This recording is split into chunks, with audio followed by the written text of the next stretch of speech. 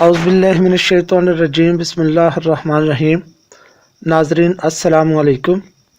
آج سے ہم آپ کے لیے اس گوناگون مصروفیات میں پھنسے ہوئے لوگوں کے لیے نہایت ہی دلچسپ اور مزیدار الف لیلوی داستانوں کا سلسلہ شروع کر رہے ہیں، جو کہ آپ کے لیے نہایت دلچسپی اور ایڈونچر سے بھرپور ہوں گی۔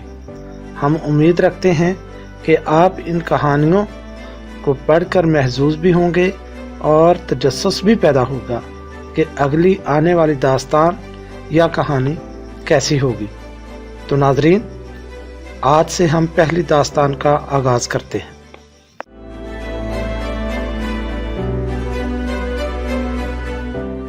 اگلے زمانے میں پارس کی حکومت بڑے زوروں پر تھی۔ گرد و نواح کے بہت سے جزیرے بھی اس کے ماتحت تھے، جس کی وجہ سے سلطنت بڑی وسیع تھی۔ وہاں کا بادشاہ بڑا عادل تھا، جس کے پاس مال و زر بے شمار تھا۔ تمام رعایا بادشاہ سے بہت خوش تھی۔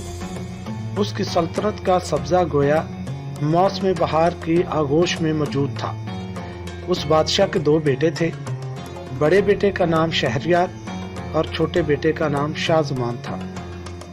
باپ کی وفات کے بعد شہزادے شہریار نے عنان حکومت سنبھالی اور چھوٹے بھائی کو بہت سی فوج اور خزانہ دے کر ملک تاتار کی حکومت دے دی۔ شاہ زمان بڑے بھائی کا شکریہ بجا لا کر رخصت ہوا اور دونوں امن و چین کی زندگی بسر کرنے لگے۔ ایک دفعہ بڑے بھائی شہریار نے اپنے چھوٹے بھائی شاہ زمان کو بلایا۔ شاہ زمان نے وزیر اعظم کو کاروبار حکومت سونپا اور خود بھائی سے ملنے کے لیے سفر پر روانہ ہوا۔ راستے کے پہلے قیام میں کافی رات گزرنے کے بعد کسی ضروری کام کے یاد آنے پر واپس آیا۔ چنانچہ رات کو دو ملازمان خاص کے ہمراہ چپ چاپ محل میں داخل ہوا۔ وہاں پہنچ کر اس نے نہایت دل خراش نظارہ دیکھا کہ اس کی ملکہ اپنے غلام کے ساتھ محو خواب ہے۔ اس کی غیرت نے لمحہ بھر توقف کی اجازت نہ دی اور فوراً تلوار کھینچ کر دونوں کے سر قلم کر دی۔ ان کے قتل کے بعد شہزادہ شاہ زمان خاموشی سے اپنے سفر پر روانہ ہو گیا۔ شاہ زمان نے اس واقعے کا کسی سے ذکر نہ کیا۔ وہ اس غم و غصہ کی حالت میں سفر کرتا رہا۔ ملکہ کی بدکاری کا دل پر اتنا گہرا اثر ہوا کہ طبیعت ہر وقت مغموم اور اداس رہنے لگی۔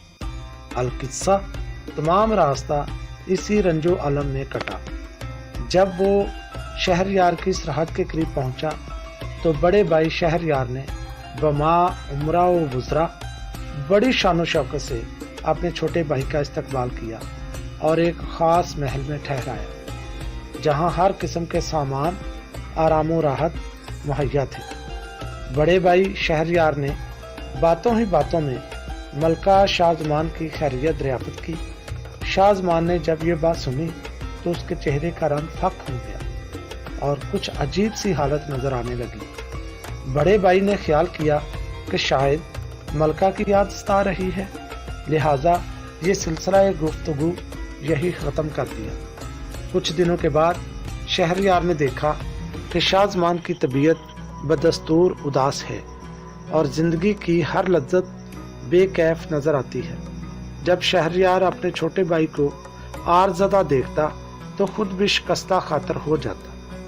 جب بھائی سے ناسازی طبیعت کے متعلق دریافت کرتا تو شاہ زمان ادھر ادھر کی باتوں میں ٹال دیتا۔ اگر شہریار سیر و شکار کے لیے کہتا تو کوئی اور بہانہ کر دیتا۔ ایک دن شہریار نے شاہ زمان سے کہا کہ تم آج میرے ساتھ سیر اور شکار کے لیے چلو، تمہیں فرحت حاصل ہوگی۔ لیکن شاہ زمان نے ناسازی طبیعت کا عذر پیش کیا۔ ناچار شہزادہ شہریار اپنے مصاحبین کے ہمراہ سیر و شکار کو روانہ ہوا۔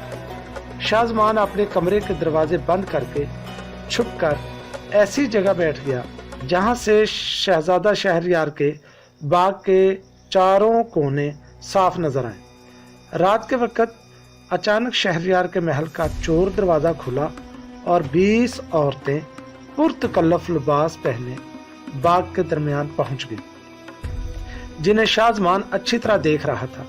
लेकिन शहजादा शाहजमान खुद ऐसी जगह बैठा हुआ था कि बाग से कोई शख्स उसे देख नहीं सकता था।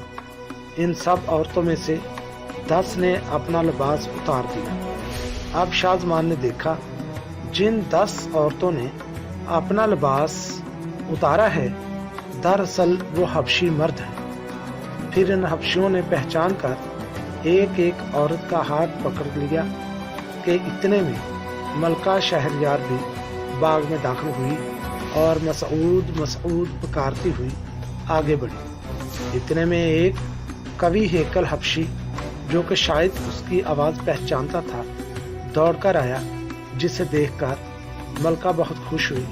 गर्ज उन सब ने बेहयाई को जामा पहनाया। नाजरीन, इसके बाद क्या वाक़या पेश आएगा, ये हम आपको अपनी अगली वीडियो में बताएंगे। लिहाजा हमारे चैनल को सब्सक्राइब और लाइक करें और बेल आइकॉन भी हल्का सा दबा दें, ताकि नई आने वाली वीडियोस जल्द से जल्द आप तक पहुंच सके। शुक्रिया।